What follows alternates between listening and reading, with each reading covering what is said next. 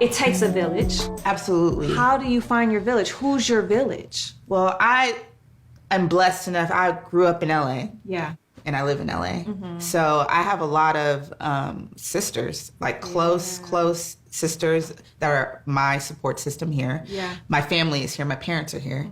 And then Lance's family lives in Vegas, which is like an hour flight away. So y'all just lucked up. Y'all just hit the kitty jackpot. So, I mean, super blessed in that sense. Because even then, there are challenges. Yeah. And, you know, not everybody necessarily has that. And, you know, I truly appreciate the village that helps us. Right. Because it's not even just like helping you like with the kid. It's helping foster the couple to stay connected. Yeah. You know, there's countless nights where, you know, Lance's family, my family have babysat just so we could go on date night, something super, we just want to grab a movie. Like, oh, Mom, can you watch? And it's like, she wants to, because she knows that like, that'll keep us closer. Or his mom will, you know, fly a 45-minute flight, hop on a flight same day to watch. Yes, like we're very blessed in that sense. And that is something I'm very, very thankful for. Yeah, no, that's amazing. That's amazing.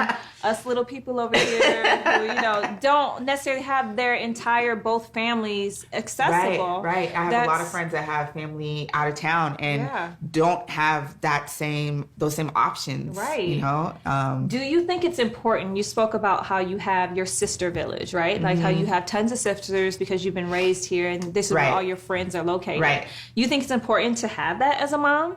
Absolutely. Yeah. And there's just certain things that like girls talk with girls about. Yeah. Like your husband doesn't want to hear certain things. Not that he's not interested in what's going on with you, but it's like you just vibe with other women. And are these women, do they have kids as well? Is it a mom thing or is it just like a sisterhood It's thing? both. Yeah. You know, some of my friends don't have kids, but they're extra supportive and like love being aunties. Yeah. And then there's other friends, a lot of my friends, I don't know if it's just like this age or what it is, but like we're all pregnant at the same time. We all have kids at the same time. And even if they're like different ages, it's like you could talk for days about your kids. You could talk for days about motherhood because it's 24 hours. It never stops and it's, you know, constantly ebbing and flowing.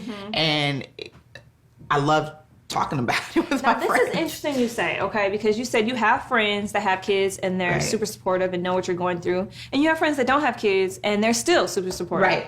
Now, I've had a different experience. Like when I was pregnant all 3 times, well, this last time I had a friend who was pregnant at the same time. So it was nice to kind of like chat with her about different things. Right. But for the first 2, I didn't have anybody who I was pregnant with. And none of my friends, close friends, have kids. So you know, none of my like friends that like I grew up with have kids. Or maybe there's one. I'm leaving one out. But she lives far away. But you get what I'm saying. Right. I didn't really have that. And then I felt like when I had kids, my relationship with my friends changed drastically. Yeah.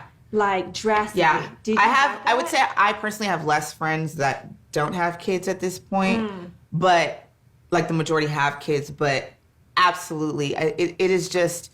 It's just that hard thing to explain to somebody. And I don't think... I think it's like a time thing. Like certain people are accustomed to having a certain amount of your time and a certain amount of your energy. That's what it is. And when you've especially like been close friends, especially for years, you probably have a routine of like how often... Talking 3 times a day. Yeah, talking 3 times. Texting, it's like the attention that you're giving any relationship. It could be your parents, your husband, your sibling. Yeah. You are accustomed to a certain amount of attention and time. And when that time is to some degree robbed from them, it doesn't matter if it's like, well, I'm a mom now. Yeah.